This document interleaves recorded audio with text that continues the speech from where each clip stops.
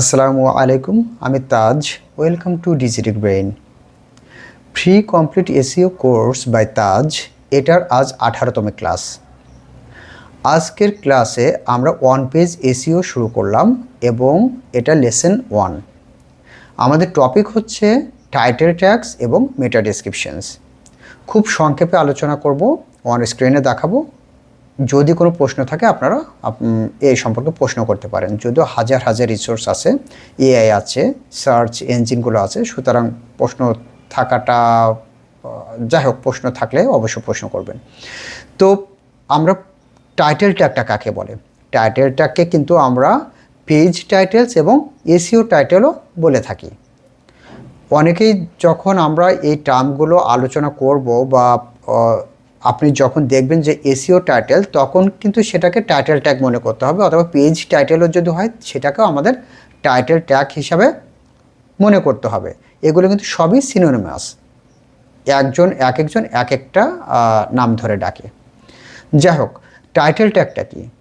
আমরা যখন কোনো একটা স্পেসিফিক বিষয়ের উপরে লিখতে যাই, তো আমরা একটা টাইটেল বা শিরোনাম ব্যবহার করি। এই শিরোনামটাই হচ্ছে টাইটেল। চলুন আমরা যদি কোনো কিছু লিখি, এখানে যেমন আমি title tags and meta descriptions এটাই আমি লিখে সার্চ দিয়েছি গুগলে। এখানে দেখুন কয়েকটা 10টা ব্লু লিঙ্ক আসবে। এই যে ব্লু লিঙ্ক বোল্ড করে লেখা meta title and description tags in SEO best practices, এটা এসই র্যাঙ্কিংয়ের পক্ষ থেকে দেওয়া হয়েছে। পরের যেটা ব্লু লিঙ্ক আসে, how to write meta descriptions Google search central. আচ্ছা, পরেরটা ব্যাকলিঙ্ক থেকে দেওয়া হয়েছে, পরেরটা W3 স্কুলস থেকে দেওয়া হয়েছে। তো এইভাবে 10টা ব্লু লিঙ্ক আমরা এখানে দেখতে পাচ্ছি। তো প্রতিটা এই যে অংশটুকু লেখা হয়েছে, যে অংশটুকু আমরা বোল্ড আকারে দেখতে পাচ্ছি, ব্লু কালারে বোল্ড আকারে দেখতে পাচ্ছি, এটাই হচ্ছে টাইটেল। এসইও টাইটেল হোক বা পেজ টাইটেল হোক, যেটাই হোক না কেন। আচ্ছা, তো আমরা এখানে যদি বলি, দেখুন এখানে টাইটেলটা কাকে বলে, আমরা তো টাইটেলটা দেখিয়ে দিলাম। এখন মেটা ডেসক্রিপশানটা কি?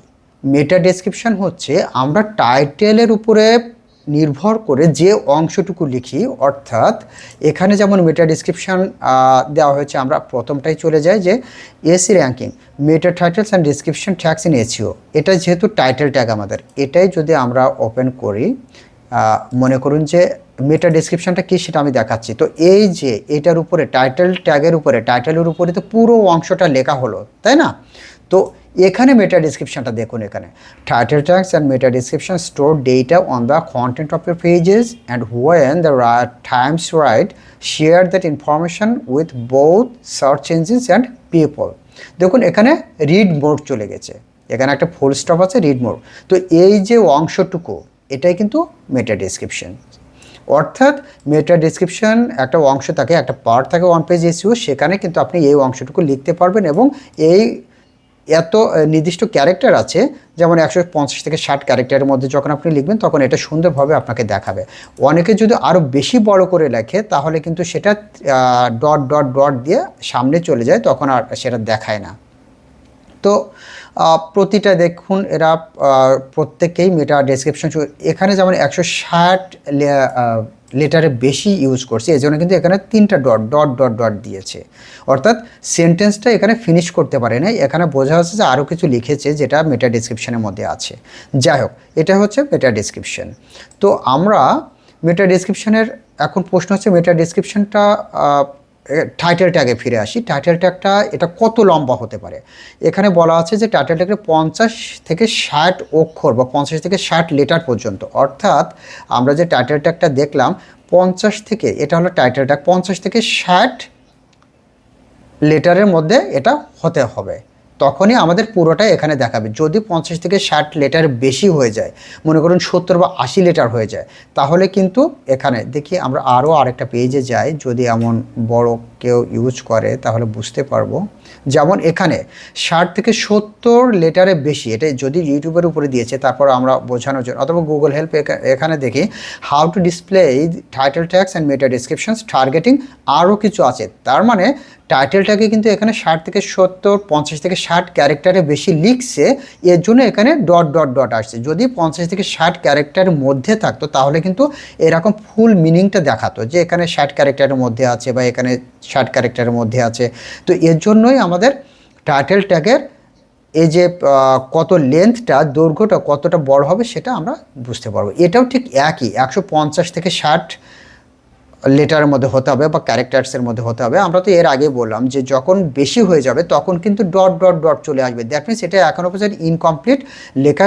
এখানে মানে লেখা আরও বড় হয়েছে, টাইটেল ট্যাগটা তারা আরও অনেক বড় করে লিখেছে, তো এখানে কিন্তু পুরোটা দেখাচ্ছে না, অর্থাৎ 150 থেকে 60 ক্যারেক্টারের বেশি এরা লিখেছে, এজন্য এখানে ডট ডট ডট দেখাচ্ছে। কিন্তু অন্যরা যারা কম লিখেছে তাদেরকে একটা ফুল স্টপ লিখে এই পর্যন্ত তাদের বোঝা যাচ্ছে যে এই পর্যন্ত তারা লিখেছে এবং এই সেন্টেন্সটা কমপ্লিট করেছে। আচ্ছা, তাহলে আমাদের টাইটেল ট্যাগের ক্ষেত্রে 50 থেকে 60 ক্যারেক্টার হতে হবে, অন্যদিকে মেটা ডেসক্রিপশনের ক্ষেত্রে 150 থেকে 60 অক্ষর হতে হবে। আর যদি আমরা পিক্সেল হিসাব করি তাহলে টাইটেল ট্যাগের ক্ষেত্রে 600 পিক্সেল, অন্যদিকে 920 পিক্সেল হবে মেটা ডেসক্রিপশনের ক্ষেত্রে। আচ্ছা, এখানে এসইও প্রভাবটা কী? এটা আমরা জানি যে এসইওতে 200+ র্যাঙ্কিং ফ্যাক্টর আছে। তো টাইটেল ট্যাগটা ডাইরেক্টলি এখানে আপনার একটা প্রভাব ফেলে এসইওর মানে র্যাঙ্কিংয়ের ক্ষেত্রে টাইটেল ট্যাগটা ডাইরেক্টলি একটা প্রভাব ফেলে। আর অন্যদিকে কিন্তু মেটা ডেসক্রিপশন ডাইরেক্টলি কোনো প্রভাব ফেলে না, তবে এটা সিটিআর বাড়িয়ে দেয়। সিটিআরটা কীভাবে বাড়িয়ে দেয়? দেখুন, সিটিআরটা তখনই বাড়াবে, এখানে লেখা আছে adding SEO title tags and meta descriptions to pages.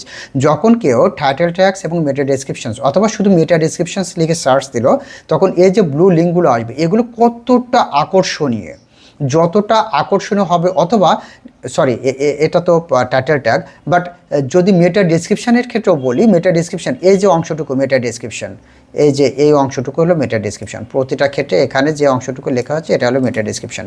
তো যে যত সুন্দরভাবে, আমরা তো আসলে পুরোটা পড়তে পারবো না, রিড মোরের আগেরটুকুই পড়বো। যেমন এখানে লেখা আছে যে meta description sometimes called a meta descriptions attribute or tag is an HTML element that describes and summarizes the contents of your page for the, that means আরও কিছু লেখা আছে।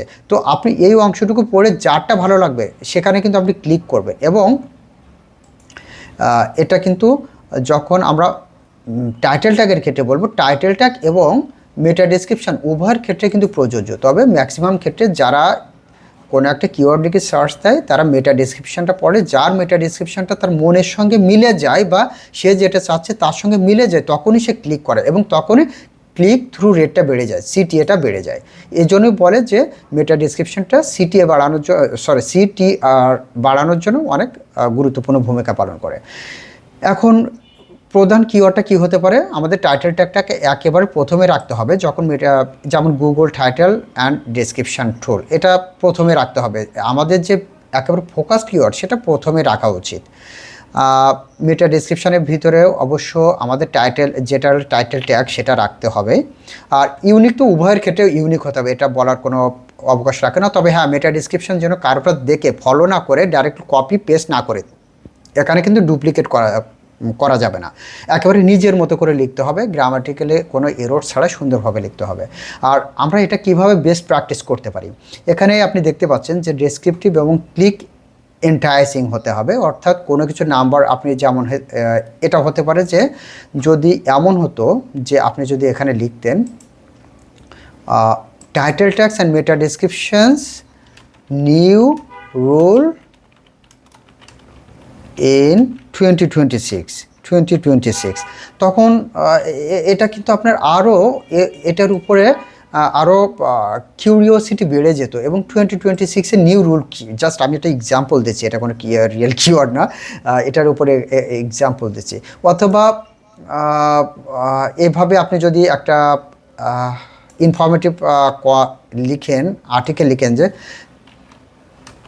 3 অথবা 5 unknown factors about title tags in 2026, দেখুন 5 unknown factors about title tags 20, তো এটা যে কারোর একটা কিউরিওসিটি বাড়িয়ে দিবে যে 5টা আননোন, তাহলে আমি যে ফ্যাক্টরসগুলো জানি সেগুলো কি তাহলে এই ফ্যাক্টরসেরগুলো ভিতরে নাই? তো যখন এরকম ধরনের মানে কি বলবো, সিক্রেটিভ বা এরকম খুব গুরুত্বপূর্ণ অথবা রহস্যজনক কোনো কিছু আমরা লিখবো অথবা মানুষকে এনগেজ করার জন্য, এন্টাইজ করার জন্য লিখবো, তখন কিন্তু তারা অটোমেটিক্যালি এটার উপরে ক্লিক করবে এবং সিটিআর বেড়ে যাবে তখন, এবং আমাদের সাইটে ট্রাফিক আসবে। তো টাইটেল ট্যাগ এবং মেটা ডেসক্রিপশন উভয় খুবই গুরুত্বপূর্ণ। তো এখানে তো আমাদের ওইভাবে লিখতে হবে এবং শেষে 2025, 2026 অথবা এখানে 3 গাইডলাইন্স, 5 গাইডলাইন্স করে নিউমেরিক্যাল নাম্বার অ্যাড করতে হবে। ব্র্যান্ড নামটা শেষে যোগ করতে হবে। যেমন আপনি এখানে দেখতে পারবেন যে কেউ ব্র্যান্ড এখানে দেখেন a guide to writing title tags and meta descriptions, embryo. তো এটা embryo.com। তো শেষে কিন্তু এমব্রায়োটা লিখে দিয়েছে। এটা আপনি যখন যে কোনো একটা র্যাঙ্ক ম্যাথ অথবা স্টেসিও যখন ইউজ করবেন তখন একটা সিস্টেম আছে, আপনি অপটিমাইজ করলে এটা অটোমেটিক্যালি চলে আসবে। যাই হোক, অনেকেই লিখে দেয়, আমি এটা লিখতে প্রেফার করি, কারণ অ্যাটলিস্ট এটা ব্র্যান্ডিং হয়ে যায় অটোমেটিক্যালি এবং দেখতে পারে যে আসলে কে লিখতেছে এবং কোন ওয়েবসাইট থেকে আমি পড়তেছি। তো অ্যাকশন ওয়ার্ড আমাদের ইউজ করতে হবে, ইমোশন ইউজ করতে হবে। তো এগুলো আপনারা জানেন, এগুলো নিয়ে আমি বেশি সময় নষ্ট করব না। আপনি যদি অ্যাকশন ওয়ার্ড কী সেটা না জানেন, তাহলে আপনি সার্চ দিলে অটোমেটিকলি পেয়ে যাবেন। আর কিওয়ার্ড স্টাফিং হচ্ছে আমরা কোনো সেম কিওয়ার্ড একাধিকবার আনন্যাচারালি আমাদের আর্টিকেল বা কন্টেন্টে ব্যবহার না করা হলো, সেটা হচ্ছে কিওয়ার্ড স্টাফিং। অর্থাৎ একই কিওয়ার্ডটা বারে বারে অযৌক্তিকভাবে গুগলে র্যাঙ্ক করানোর জন্য এটা ব্যবহার করা হয়। তো এখন গুগল এতটাই স্মার্ট যে আমরা কীভাবে ইউজ করতেছি, ন্যাচারালি অথবা আনন্যাচারালি, গুগল সিম্যান্টিক এসইওর মাধ্যমে বুঝতে পারবে এবং ইন্টেলিজেন্সটা এত বেশি হাই যে সঙ্গে সঙ্গে ক্যাচ করতে পারবে। সে 2010, 11, 12 এখন আর নাই, 2024, এখন 25, 26 আসছে। তো এগুলো আমাদের ইউজ করতে হবে। আমাদের ডুপ্লিকেসি, কিওয়ার্ড স্টাফিং এবং ওয়ার্ড ক্যাপস, এগুলো আমাদের ইউজ করতে হবে। আচ্ছা, আর মেটা ডেসক্রিপশনসের ক্ষেত্রে কী হবে, ইউজার ইন্টেন্ট ম্যাচ করতে হবে। অর্থাৎ আমরা যে বিষয়টা এখানে মনে করুন লিখছি Google title and description tools, এখন এখানে যদি Google titles and description tools না লিখে অন্য কোনো বিষয় নিয়ে ভিতরে লেখে, তাহলে কিন্তু সেটা আমাদের ইন্টেন্টটা সার্ভ করতেছে না, আমরা যেটা খুঁজতে যাচ্ছি সেটা কিন্তু সার্ভ করতেছে না। এর জন্য ইন্টেন্টটা খুব জরুরি। এখানে বলছে যে ইন্টেন্টটা এখানে ম্যাচ করতে হবে, আমাদের বেনিফিটগুলো হাইলাইট করতে হবে। অর্থাৎ ওর ভিতরে যে গুরুত্বপূর্ণ পয়েন্টগুলো আছে সেগুলো আমরা বুলেট পয়েন্ট করে দিতে পারি অথবা সুন্দর করে হাইলাইট করে দিতে পারি, যেন রিডার বা ইউজার যখন পড়তে আসবে সুন্দরভাবে যেন চোখে পড়ে, অর্থাৎ সামারাইজ আকারে তার চোখে ওই অংশটুকু যেন ক্যাচ করে। তো এভাবে আমাদের দিতে হবে এবং পেজ কন্টেন্টের সাথে মিল রাখতে হবে। যেটা আমি আগেই বলেছি যে আমি লিখতেছি একটা মেটা টাইটেল, মেটা ডেসক্রিপশন নিয়ে, অথচ আমি লিখে রাখলাম অন্য কোনো কিছু নিয়ে, তখন এটার সঙ্গে কন্টেন্টের সঙ্গে যখন ডেসক্রিপশন অথবা মেটা টাইটেলে কোনো সংযোগ থাকবে না, তখন কিন্তু আর কখনোই ওই ইউজার এখান থেকে এখানে আর ফিরবে না, রিপিটেডলি সে আর আসবে না, কারণ সে জানবে যে আসলে এখানে ভ্যালুয়েবল জিনিসটা নাই, আমি যেটা চাচ্ছি সেটা পাচ্ছি না, সুতরাং আমার অন্য জায়গায় যাওয়াই ভালো। তো এই হলো বিষয়টা। তো সেক্ষেত্রে আমরা এতটুকু বুঝতে পারলাম যে মেটা ডেসক্রিপশন এবং টাইটেল ট্যাগ একটা আর্টিকেল বা কন্টেন্টের জন্য অত্যন্ত গুরুত্বপূর্ণ ভূমিকা পালন করে। এক্ষেত্রে টাইটেল ট্যাগটা তো একেবারে যে 200+ এসইও র্যাঙ্কিং ফ্যাক্টর আছে, সেই র্যাঙ্কিং ফ্যাক্টরের ভিতরে খুব গুরুত্বপূর্ণ একটা পার্ট।